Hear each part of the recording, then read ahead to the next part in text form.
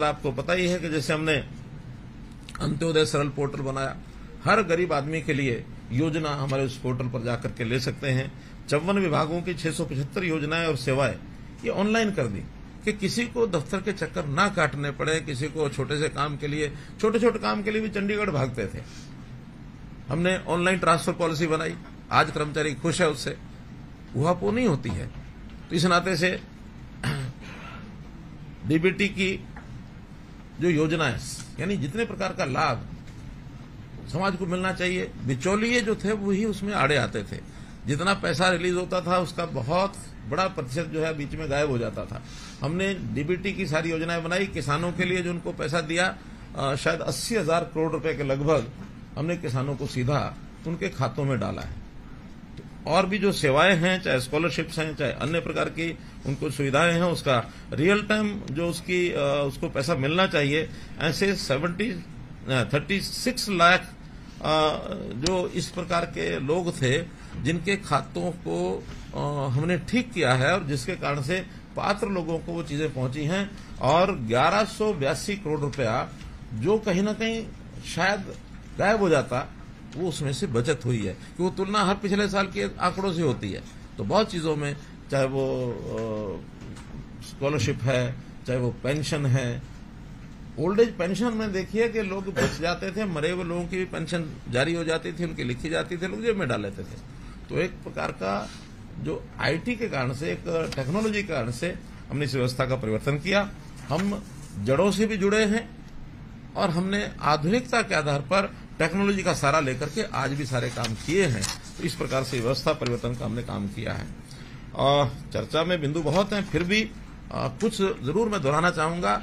हालांकि ऐसा नहीं कि इनमें से आपको पता नहीं होगा, लेकिन आज एक विशेष अवसर है। 9 वर्ष पूरे हुए हैं, तो 9 वर्ष का पूरा खाका ये जब तक सामने नहीं आएगा तब तक उसका एक कंक्रीट पता भी नहीं लगता कि आखिर 9 साल। हमको तो लगता है कल शुरू हुआ था, आज 9 साल पूरे हो गए। लेकिन 9 साल में क्या क्या क्या जब वो सारा याद करते हैं तब हमको भी संतोष होता है और आपको भी। अगर उसमें से कोई बात ध्यान में आती तो आप हमको ध्यान करा सकते हैं। मीडिया के लोगों का यही ध्यान है कि कोई हमारे ध्यान कराने लायक बात जरूर ध्यान कराएं। तो थोड़ा सा अगर आज का कार्यक्रम थोड़ा लंबा भी चले तो उसकी चिंता मत करना, बच जाए तो जरूर पूछना। तो जैसे ऐसे ही बैठे बैठे हम याद कर रहे थे कि 9 वर्ष के 9 ऐसे काम या बाकी सारे कामों को इस समय बांटते हुए 9 कौन से काम हो सकते हैं। डिटेलिंग बाद में करूंगा, मैं उसकी 9 हेडिंग पढ़ता हूं। परिवार पहचान पत्र 1, दूसरा बीपीएल की सीमा हमने 120 से बढ़ा के 180 की है, उसके लाभ सबको दिए। बेटी बचाओ बेटी पढ़ाओ एक और सफलता का बड़ा विषय। मेरी फसल मेरा ब्यौरा जो किसानों के लिए एक बेस बन गया है उनके सारे समस्याओं के हल के लिए। चिराई और आयुष्मान कार्ड, लगभग 30 लाख से ऊपर लोगों को, परिवारों को 5 लाख रुपए का जो सालाना लाभ मिलना सुनिश्चित किया है। प्रधानमंत्री स्वामित्व योजना, फिर इसी प्रकार से नल से स्वच्छ जल हर एक रसोई में पहुंचाना। 5,791 गांव में 24/7 बिजली देना। ई लर्निंग के लिए 5.5 लाख जो हमने टेबलेट दिए हैं, ये भी एक यूनिक हुआ है, किसी प्रदेश ने ऐसा नहीं किया है। हर जिला नेशनल हाईवे से जुड़ा है। हिसार अंबाला के 2 नए नागरिक हवाई अड्डे, ये एक निर्माण की स्थिति में पहुंचे कि धीरे धीरे यहां, चाहे वो राष्ट्रीय डोमेस्टिक फ्लाइट्स होंगी या इंटरनेशनल फ्लाइट्स होंगी या फिर उड़ान की छोटी फ्लाइट्स है, उनके लिए भी पर्याप्त हमारे अपने 2 एयरपोर्ट हमारी अपनी जमीन पर हो जाएंगे। अन्यथा तो एक दिल्ली में है और दूसरा चंडीगढ़ का हमारा साझा एयरपोर्ट है जिसका उपयोग करते हैं। लेकिन ये हवाई पट्टियां काफी हैं, लेकिन 2 एयरपोर्ट ये हमारे एकदम अपनी धरती पर हो जाएंगे। इसके अलावा ये तो 9 का मैंने बताया, इसके अलावा खेल है, व्यापार उद्योग है, लॉ एंड ऑर्डर है, सेना है, कर्मचारी हैं, टूरिज्म है, और ये जो हमारे सत्याग्रही और जो हमारे हिंदी आंदोलनकारी। और फिर मैं न बोलूं तो ठीक नहीं रहेगा, मीडिया के साथ भी हमने राम राम ठीक रखी है। तो इन सब बातों को ध्यान में रखते हैं मैं अब एक एक विषय पर अगर आपसे थोड़ी साझी करता हूं मैं। जैसे मैंने परिवार पहचान पत्र बताया, 71 लाख परिवारों का डाटा एक ही यानी सर्वर पर, एक पोर्टल के माध्यम से हम उनकी सब जानकारियां ले सकते हैं। आज मैंने पर्टिकुलर कोई एक 2-3 कंडीशन लगा के डाटा निकालता हूं तो 1 मिनट में निकल आता है। इतने परिवार है, इतने मेंबर है, 1 मिनट में निकल आता है। कोई भी श्रेणी जिसकी हमको चिंता करनी, योजना बनानी है, फट हम निकाल लेते हैं। आय के हिसाब से, आयु के हिसाब से, व्यवसाय के हिसाब से, शिक्षा के हिसाब से सब चीजें निकल आती हैं। तो इसी प्रकार से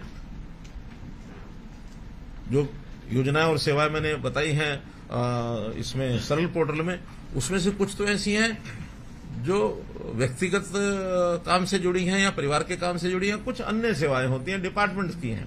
तो डिपार्टमेंट्स के अगर निकाल दी जाए तो व्यक्ति से जुड़ी और परिवार से जुड़ी भी 397 सेवाएं हैं और 45 लाख परिवारों ने इसका लाभ उठाया अभी तक। तो इस प्रकार से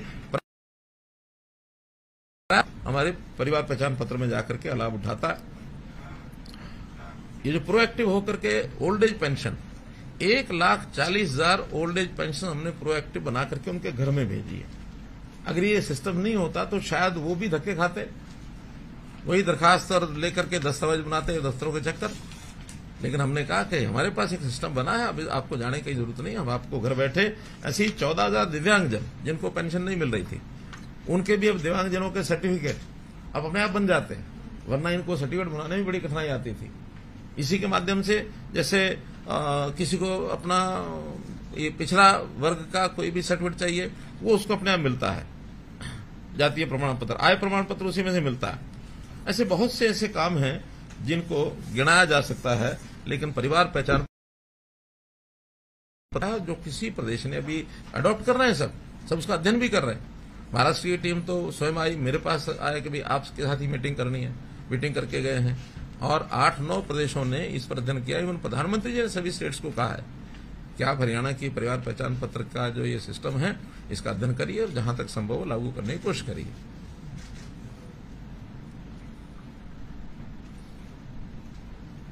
आज यानी आज नए पुश कर रहे हैं। हाँ, जैसे एक हमारे पीएससीएम साहब ने बताया कि आज के दिन 42,431 ओल्ड एज पेंशन को पीपीपी से सेवा को यानी आज भेज रहे हैं इनको। आज भेज रहे हैं, तो आज कल से उनका काम शुरू होगा। हाँ, तो 42,000 नई पेंशन आज के दिन ये बना रहे हैं। इस 60 साल पूरे पिछले महीने 2 महीने के होंगे। 2 महीने ऐसा होता है ना, जिनके 60 हो जाते हैं फिर उसकी प्रक्रिया में महीना 2 महीना लगता है, लेकिन जो प्रक्रिया सब कंप्लीट होती ही फिर बटन दबाते हैं उसको पेंशन पहुंच जाती है।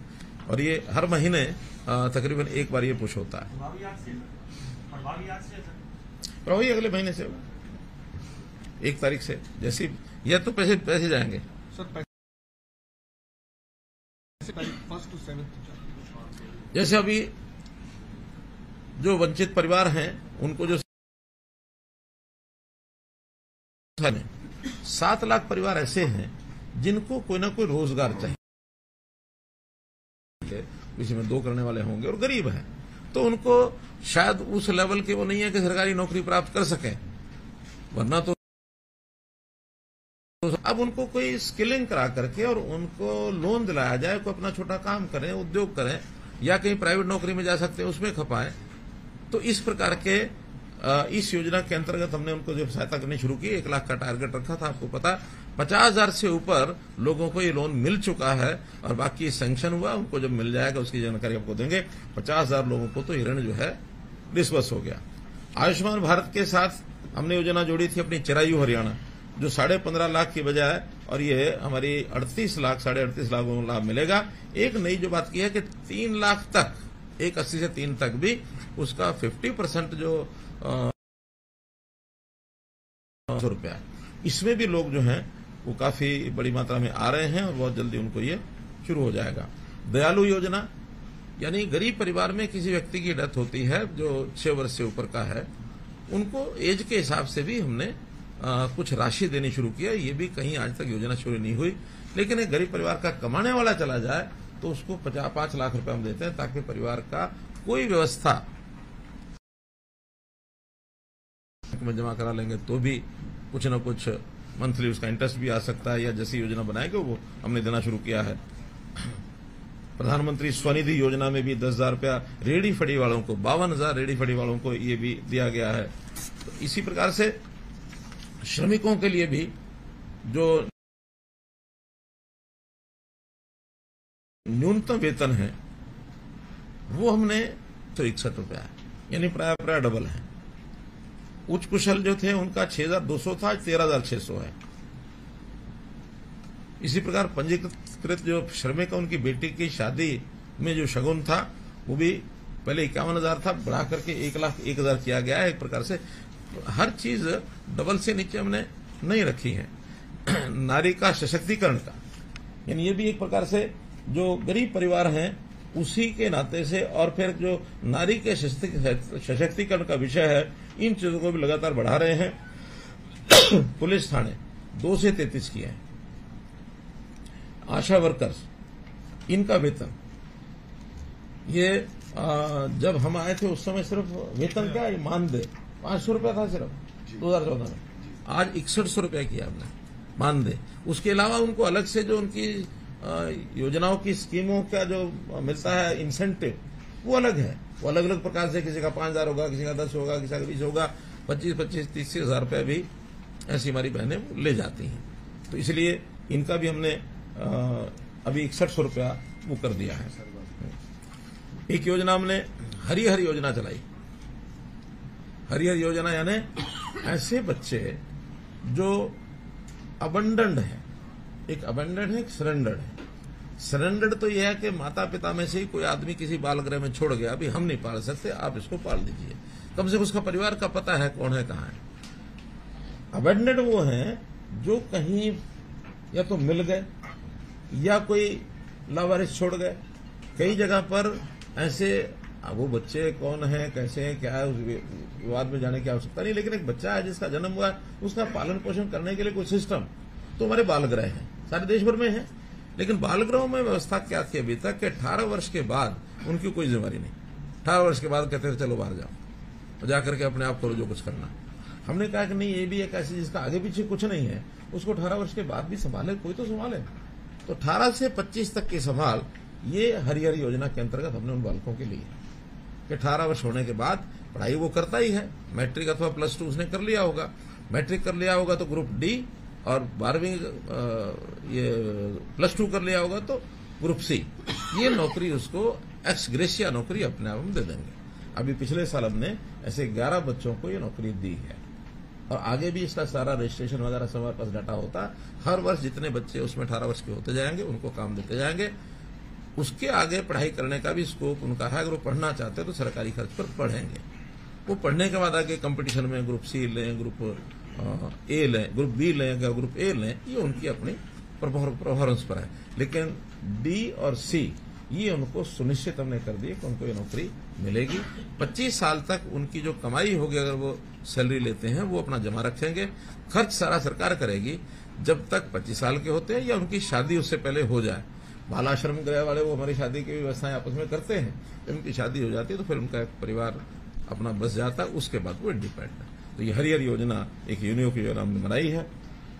हमारे यहाँ जो आंगनवाड़ी इसको अपग्रेड करके प्ले वे स्कूल 4,000 की पहले हमने बनाए हैं, और एक नए 4,000 की घोषणा की है।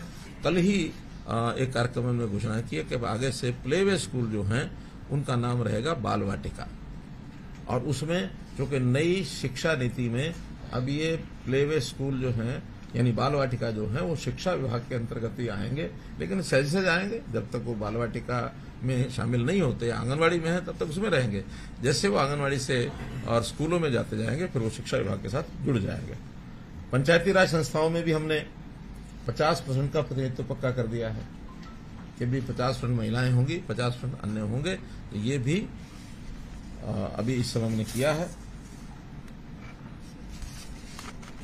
इसी प्रकार बेटी बचाओ बेटी पढ़ाओ का लिंगानुपात 2014 में 871 था, और अभी पिछले महीने का जो डाटा हमारे पास आया है वो 932 आया है। तो इतनी बड़ी इंप्रूवमेंट जो हुई है, ये भी एक सामाजिक एक ये कहना चाहिए कि सुधार की तरफ, एक आंदोलन की तरफ ये काम हमने 2014 में 15 में शुरू किया था, और उसके लिए बहुत से विभागों ने काम किया, सामाजिक संस्थाएं, एनजीओ, पंचायतें, सबने काम किया। लेकिन संतोषजनक आज स्थिति है कि 932 का उसका आंकड़ा पहुंचा है, और आगे सुधरे ऐसी हमारी योजना है। जैसा मैंने बताया कि मेरी फसल मेरा ब्यौरा में 12 लाख किसानों के खाते में 85,000 करोड़ रुपया ये सीधा हमने डायरेक्ट डाला है। हर एक एकड़ की फसल की और एंट्री होती है, वरना पता ही नहीं होता था। प्लानिंग में यानी रेवेन्यू डिपार्टमेंट के आंकड़े कुछ और होते थे, एग्रीकल्चर के कुछ और होते थे, इरिगेशन के कुछ और होते थे, फसल के आंकड़े ही मिलते नहीं थे। ये जब से ऑनलाइन हुआ शायद 3 साल हो गए। तो इन 3 सालों में 85,000 करोड़ रुपया हमने उनके खातों में डायरेक्ट डाला है। जो पहले आड़तियों के इधर के उधर के माध्यम से जाता था, तो अब किसान कभी अपने आप को पहले लखपति नहीं समझता था, आज ये डालने के बाद करोड़पति हो गए, अपने मन से खर्च करते हैं। तो इनकम को बढ़ाने का एक बड़ा कारगर उपाय ये किसानों के लिए हमने किया है। प्राकृतिक आपदा 2013 में जो सिर्फ 6,000 रुपए थी, और 13 के नवंबर इन्होंने 10,000 घोषणा की थी, लेकिन उसके बाद कोई एक पैसा दिया नहीं था। हमने आते ही उसको 10,000 का 12,000 किया था, बाद में 15,000 किया। यानी जो 6,013 में था, आज वो 15,000 रुपया है। और उसके साथ साथ जो प्रधानमंत्री फसल बीमा योजना ये भी उसके बाद शुरू हुई, उसमें तो जो प्रीमियम भर के अपना कोई नुकसान का यानी मुआवजा लेता है, उसको पर्याप्त मात्रा में मिलता है। 20,000, 25,000, 30,000, 40,000 तक भी मिल जाता है। वो डिपेंड करता है कि पूरे एरिया में कैसा नुकसान हुआ, क्या फसल है, और उस क्रॉप कटिंग में किस प्रकार से उसको मिलता है। यानी 15,000 तो न्यूनतम हम देते ही देते हैं। तो बहुत बड़ा एक लाभ उनको मिला है। अभी तक इस 9 साल में हम इस मुआवजे में 11,000 करोड़ रुपया किसानों के खाते में डाल चुके हैं। 11,000 करोड़ रुपया, जबकि पिछली सरकार ने कुल मिलाकर के अपने 10 साल में 1158 करोड़ रुपए डाले थे। We are 10 times. वो अलग है, वो अलग है। ये सिर्फ सरकारी जो हम जो कंपनसेशन देते हैं आपदा वाले, उसमें एमएसपी पर हमको पता है कि मेन फसलें तो वही होती हैं जो सारे देश में होती है, लेकिन हमने छोटे लेवल पर भी जिनकी फसलें बहुत कम होती हैं उनको भी एमएसपी पर किया। तो 14 फसलें हम एमएसपी पर खरीदते हैं। हालांकि बहुत पूरी जरूरी होती नहीं है, जैसे मूंगफली खरीदते हैं, जैसे मूंग खरीदते हैं, जैसे तिलहन खरीदते हैं, तिल खरीदते हैं, बहुत कम मात्रा में होता है, लेकिन फिर भी हम खरीदते हैं। इसी प्रकार से जो चीज हम न खरीद सकें, एक फसल खास करके इसमें हमने वो जुड़ी हुई है परमानेंट, हुआ बाजरा। उसमें भावांतर भरपाई योजना कि मार्केट रेट और जो एमएसपी है उसके बीच का अंतर, ये हम किसान को देते हैं, उसके खाते में डालते हैं। और पिछले 4 साल से ये सफलतम प्रयोग चल रहा है। इस बार भी हमने 300 रुपये शायद घोषणा की है। 300 रुपये अब धीरे धीरे एमएसपी का और बाजार भाव का गैप कम होता जा रहा है, वरना ये पहले हमने 600 किया।